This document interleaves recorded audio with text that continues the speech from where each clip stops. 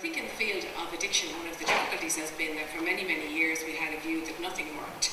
And a lot of people who are not directly involved with people in the addiction field had that view. I certainly remember when I began to take an interest in working in the area of addiction, my colleagues in social work would have said, "You're absolutely crazy because, what's the point of being involved in that field? Nothing seems to work." So at one end we have that view that nothing works. At the other end we also have a view, I suppose, that we have a sense that what we're doing really does work, and we have an incredible belief in what we're doing and that it does work. And so what I'm going to talk a little bit about is the need to not be sort of concerned that nothing works, but equally to be able to stand over the fact that if we're saying what we do works, we need to be able to show that in some more objective way. So that's going to be my role from now on in trying to evaluate the recovery. So just to, I suppose, to emphasise that there are a lot of challenges in terms of doing evaluation for the Recover Me project. And these challenges are not new to the addiction field. In many, many areas of trying to do research and evaluative work in addiction, there have been serious problems. I mean, one of the classic huge projects that was conducted in the United States cost many, many millions to do, and it was a nationwide project, and it was called Project Match. And in that project, what they did was they evaluated manuals, not unlike the Recover Me manual, where they designed a way of intervening using motivation interviewing, and they compared that to cognitive behavioural therapy and to the 12-step programme. And after spending a lot of time designing these manuals and doing very complex research on it, at the end of the day they decided that all three of them worked pretty much the same. And there has been an element of that in terms of our concerns about research in the addiction field, that it's been very, very difficult to really identify the key things that are making a difference. And I think Professor Homan really alluded to that, and that is because maybe we've got a little bit caught up in the mechanisms of research. And one of the people in the addiction field that I have a lot of time for is a man called Jim Orford, and he very wisely said very recently, "I think we've been asking the wrong questions." So I suppose in terms of the challenges for Recover Me, we need to be asking a lot of different questions. What the programme is trying to do is to provide programmes for both people who are drug-free and people who are trying to reduce their use. So that in itself is quite complicated, because I think Professor Homan mentioned that one of the things that has been typically used as a research evaluation outcome measure has been how long somebody has been sober or clean. And so when we begin to muddy the waters a little bit by saying, well, actually, you know what, somebody could be recovering and making good progress and not necessarily be fully free of drugs. So that is a huge challenge in terms of how we evaluate and measure that. One of the other things about this particular manual is that it's also attempting to do another very challenging thing, which is to work both with drug use and the area of intimate partner violence or domestic violence. And again, although people here probably think that's a very sensible thing to do, it has been something that any kind of dual diagnosis issues in addictions have caused real problems, because what we have is a service base that's set up to deal with one or the other. And so you're either in one service or another. The same with mental health issues. Are you in a mental health service or are you in an addiction service? And certainly, I think it must be probably 15 years ago since I was first asked to help work with integrating drug and alcohol services, and it really still hasn't happened. So in terms of being late adopters, I think we might be laggards, as Professor Homan would say, in some of those areas. And certainly when it comes to dual diagnosis, which is what we think about when we say that somebody has both an issue around drugs and an issue about domestic violence, we really do need to be looking at how we can manage both of those two things, rather than saying, well, you have to deal with one first and then you can deal with the other. And I think this is what the manual Recover Me is really trying to do. But I just want to emphasise that there's a huge challenge in doing that, and from the evaluation perspective, somehow or another we have to try and capture that challenge and then identify which pieces of it have worked and which pieces of it need to be changed. So in doing that, we're talking about valuing both the content and the process. So what that really means as an evaluator is that it's not just about a final outcome measure, oh well, did people stay in domestic violence situations, or did they leave them? Did they stay sober or not? It's much more complex than that, because we're talking about much more qualitative measures in terms of quality of life, changes that people have made, and in particular in this programme we're looking at people becoming much more confident and much more able to express themselves emotionally. And we have to find a way of measuring that, and there aren't easy ways to measure that, so that's going to be one of the challenges for me in trying to evaluate the programme. Providing a programme at the right time, at what stage do you provide this programme for somebody, and I certainly know that that's an issue that people in Saol have been thinking about. When is the right time to do it?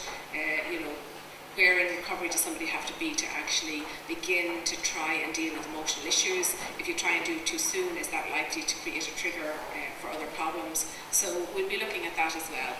And I suppose one of the things that I really like about the project has been that there's already been an element of building on feedback, and I'm going to talk a little bit more about that in a few minutes. So what we're going to be looking at is trying to evidence what works. So rather than, I know that many people have mentioned that the work of Saol has actually been very well received, and we know from feedback that a lot of people are finding the manual, the reduced abuse manual, very helpful. And it's going to be my goal to try and figure out not just is it helpful, but why is it helpful, and can we actually stand over that with the credibility that we can then, be more transferable about what it is that works in the manual. So, just to say a little bit, one of the things about, if this thing's going to work, sorry, there we go. There's been a huge debate in terms of all things to do with counselling and addiction field in particular, but even in the area of social work, this notion that we need to be having an evidence-based practice. And that seems like a very sensible thing, that obviously we want to do what we know works. But I'm going to just say a little bit about some of my concerns about that. I think we need to be having an evidence-based practice. So for that, I'm going to suggest that what we need to do is we need to be practicing what we know works, obviously. We need to learn from research. So we need to be looking at other people's research, finding out what's worked for them, and trying to replicate that. We need to have research protocols. So in other words, we need to actually have embedded in the work that we do ways of tracking changes, ways of tracking. People talk about having a pre and a post type approach. So we know what was the problem beforehand, we know what the intervention was, and then we try and track how the intervention helped. So we need to work a lot more on that in terms of the work we're doing in addiction. In order to do that, we need to know how to do research, and we need to be able to be rigorous and to prove the validity of what we've done. And I suppose in a way that's partly from my perspective with this programme is that I haven't been involved in the development of it, because I need to be able to stand back from that and be objective. And that's the plan of action for me anyway, to do that. But I suppose, there we go. What this evidence-based practice approach means is that and this is the bit I have a problem with, is that there's an element in which we value what's measurable. So we sort of prioritise what we can measure. And certainly I know from my years in working with clients that sometimes you have a sense of what's working, and you may not be able to measure it, but you sort of know that it's been helpful. So I would suggest that in looking at an evaluation of the programme, it's not just about an evidence-based practice. So in other words, it's not the evidence is leading the practice. We also need to have research being informed by the practice. So in other words, that the practice informs the evidence. And that might seem like a very practical thing to do, but in actual fact, in the research world, oftentimes we miss out on that. We don't really listen to people in practice, and we sort of say, oh well, for example, motivation interviewing and cognitive behavioural therapy are the ones that have a big evidence base. When I investigated that, I discovered, well, partly the reason for the evidence base, not that I'm challenging that they don't work, but one of the things is that they've been researched a lot. And if you go back to that Project Match that I mentioned, one of the things that was really interesting about that was they researched a 12-step model, which had never really been researched before. So people used to often say, oh well, 12-step doesn't work, and we've no evidence base to it. And we didn't have an evidence base to it. But lo and behold, when they finally did research it, it did just as well as the others. So I think we need to be just cautious about that. So what I'm saying is that practice-informed evidence is really an I don't know where I'm pointing this thing. Sorry. So, what that means is exactly what Saol have been doing, which is to acknowledge the practice experience of people working in the field and to actually listen and learn from the people who are availing of the service, and that's hugely important. And you mentioned that one of the projects that I've been involved with Saol has been really trying to work with the service users in Saol to help find out what it is they need social workers to know in order to work well with them.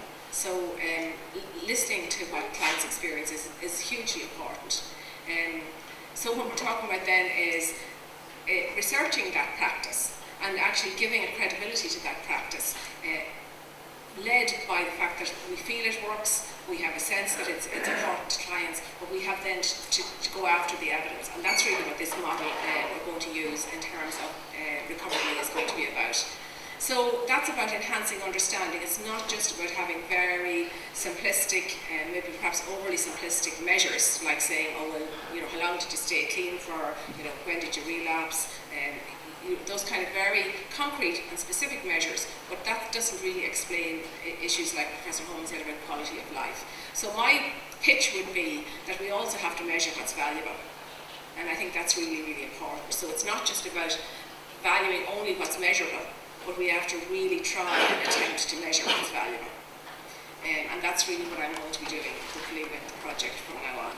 I'm going to just say that that's not to underestimate the fact that in general, when we think about evaluative research, we think about two types of evaluative research. One is formative and the other is summative.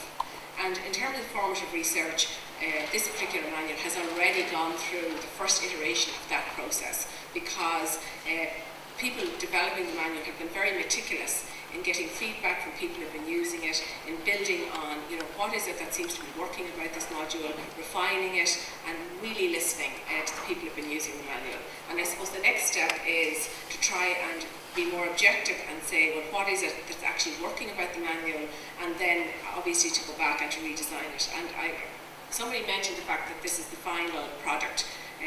I hasten to say that it probably isn't the final product.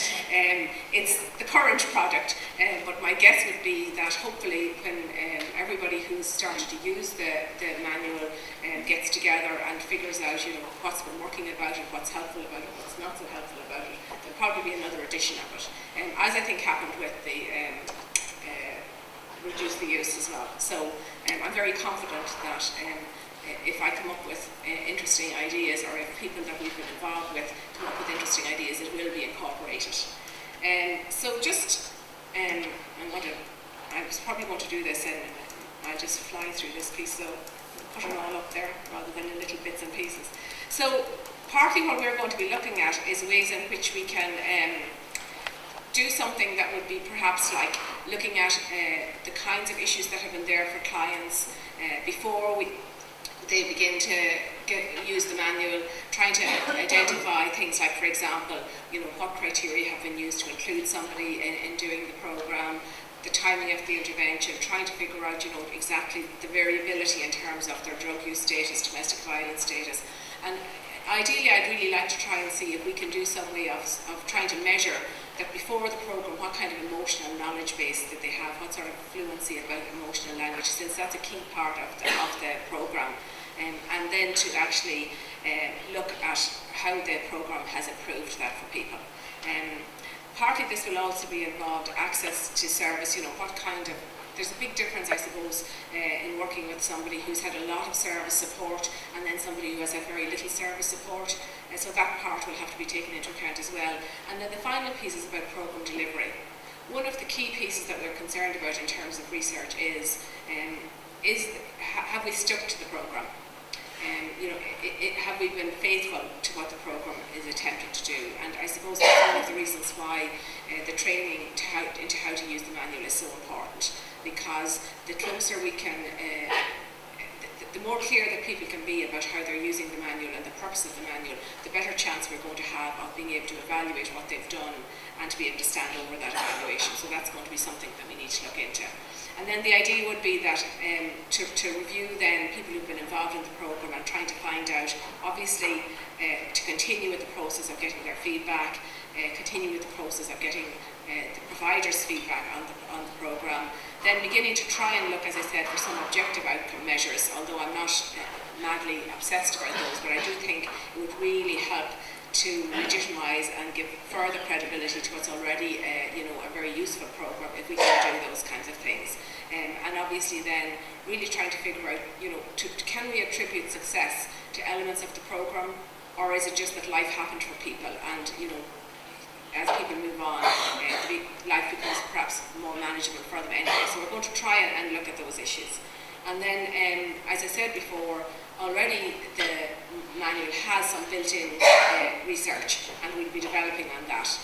So hopefully we'll be saying watch this space, and that we will be able to identify some very strong measures as to how this programme is working and what's useful about it.